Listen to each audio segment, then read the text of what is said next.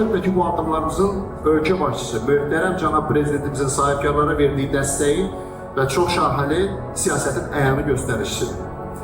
Məhz bu siyasət nəticəsində, əziz qonaqlar, biz sahibkarlar anlayırıq ki, investisiya ölkə daxilində yönəlməli, həm iqtisadiyyatımıza əlavə güc qatmalı, həm də bizlərə daha da böyümək, inkişaf etmək üçün geniş perspektiv yaratmalıdır.